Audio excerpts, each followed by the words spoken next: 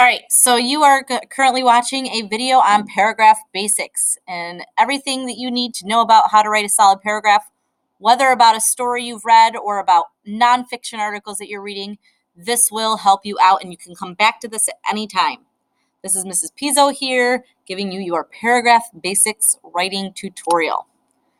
First things first, this should be review, but you should understand that every paragraph has three main parts, which starts off with your claim, also known as a topic sentence.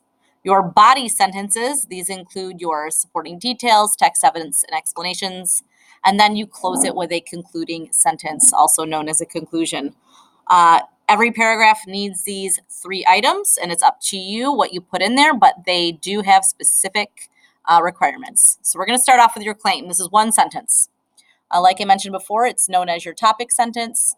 This is the main idea of your paragraph, and wording should be taken from the tasks prompt. So if you're writing your topic sentence, you're going to your tasks prompt and you are rewording it.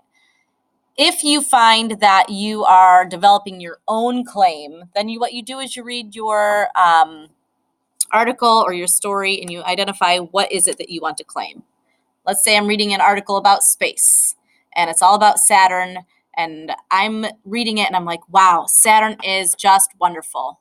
I would then develop a claim which would sound something like, Saturn is the greatest planet in the universe.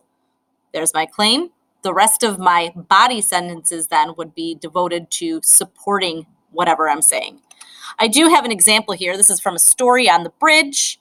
The tasks prompt is write a paragraph in which you describe how Seth's perception of Adam changes throughout the story. This sentence here is on the bridge. Seth's perception of Adam changes throughout the story. If you notice, I am taking the task prompt and I'm rewording it into my claim. I'm going to press pause for a second.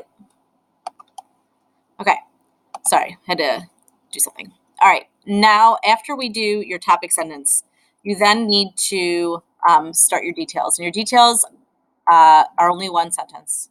And this is one main fact or detail that supports your claim. So if I were to say Saturn is my favorite planet, I would say one reason Saturn is the most amazing planet on the universe is because it has rings. Okay, you want to always make sure you start off with your transition word. If you look here, it's the at first. I circled it in blue for you. I am showing you again the on the bridge example. So I would say something like at first, because it helps your reader identify that you're now going into your first detail or your first reason or your first fact, because this is part of your body sentences. If you skip your detail, it doesn't give your reader a place to identify, like, well, if you're making this claim, why is that?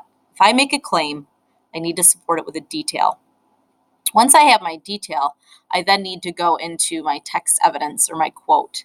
If you're using an article, this is where you pull any quote from the article that supports whatever you're trying to say.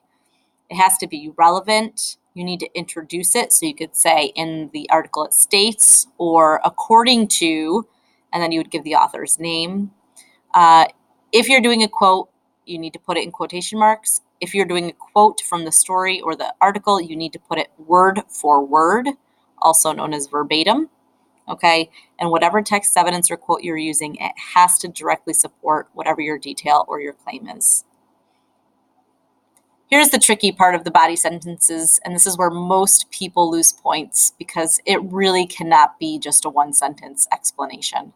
You need to have 2 to 3 sentences really thoroughly explaining how the text evidence you just pulled supports your detail, which then supports your claim. Okay, you cannot just make a claim, throw in a piece of text evidence, and move on. You need to explain why it's there. You need to explain why that text evidence is supporting. And you also need to start drawing conclusions for yourself. Make an inference, make a connection to a larger idea. These things are where you can start putting your own thoughts in. Just be mindful not to say, in my opinion. In my opinion, the rings offer oxygen, right? You don't need to say that. You would say the rings offer oxygen. Anytime you're tempted to say, I think, I feel, in my opinion, keep that opinion. Just remove the pronoun I, my, me. You're doing this again. You're making an inference. You're making those connections. You're building and expanding on your ideas. Okay? If your explanations are one sentence, you can rest assured that you have not met the requirements of that task. The concluding sentence is how you end. Everyone knows it as your conclusion. It's one sentence and it summarizes all the main points of your paragraph. I would go back to your claim and restate it. This is not a brand new paragraph. It always follows the last sentence. And you should have some sort of kind of like transition word or guiding word, starter word, if you will, to show your reader or at least signal to your reader that your paragraph is closing. So all in all, to summarize, overall, you basically want to make sure that your reader is very clear throughout the entire writing process of where you are and what they're learning and what they're to expect.